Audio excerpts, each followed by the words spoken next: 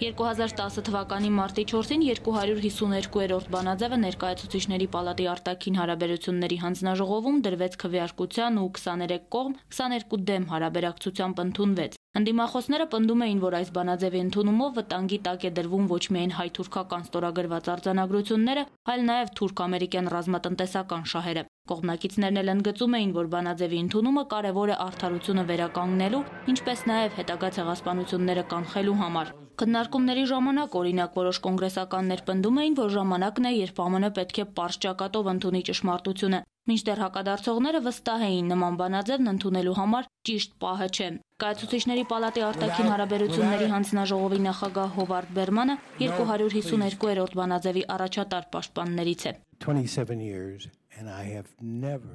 Կոնգրեսում իմ պրակտիկայի 27 տարիների ընթացքում չեմ հիշում որևէ ժամանակաշրջան, երբ հարմար լինել ընդունել այս բանաձևը։ 252-րդ բանաձևը ներկայացվել է դեմոկրատ Ադամ Շիֆի եւ առաջնորդվել արտաքին հարաբերությունների հանձնաժողովի նախագահ Հովարդ Բերմանի, կոնգրեսի հայկական հարցերով հանձնաժողովի համանախագահ դեմոկրատ Ֆրենք Փալոնի եւ կոնգրեսի հայկական հարցերով հանձնաժողովի նախկին համանախագահ հանրապետական Մարկ Քըրքի դեմոկրատներ Անա Էշուի, Ջեքի Սփեերի կողմից։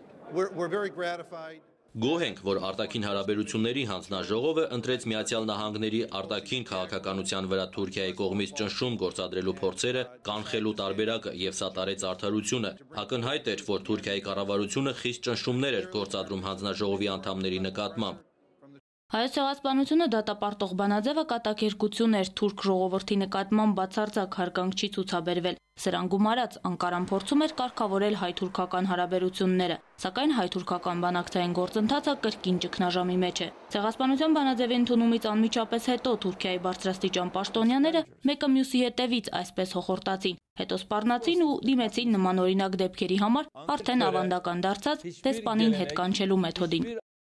Մենք քննադատում ենք թուրք ազգին անտեղի մեղադրող այդ օրինագիծը։ Այդ նախագծում 1915 թվականի վերաբերյալ պատմական սխալների հետ մեկտեղ ներկայացվել է միակողմանի մոտեցում։ Մենք մտահոգություն ունենք, որ մեր բոլոր զգուշացումներին հակառակ հանձնաժողովի ընդունած բանաձևը կվնասի թուրք-ամերիկյան հարաբերություններին եւ հայ-թուրքական հարաբերությունների կարգավորման ջանքերը կմտցնի փակուղի։ Türk-Amerikan ilişkilerini, Türk-Ermeni ilişkilerini, Kafkasya'daki normalleşmeyi doğrudan... Փորձում էինք կարգավորել հարաբերությունները Հայաստանի հետ ու կարծում էինք, որ խնդիրները հարթելու ճանապարհին ենք, բայց նման շրջադարձ չէինք սպասում։ Այն, ինչ տեղի ունեցավ, ցույց տվեց, որ այդ հարցում Միացյալ Նահանգների վարչակազմը հանդես չի բերել իր հաստատակամությունը։ Մենք այդ որոշումներից ճնշումների չենք ենթարկվի։ Ապրիլի 24-ի առիթով իր ամենամյա ելույթում, սակայն նախագահ Բարակ Օբաման հավատարիմ մնաց ամերիկյան քաղաքական ուղեգծին, դրժեց նախընտրական խոստումն ու կրկին շրջանցեց ցեղասպանություն եզրույթը։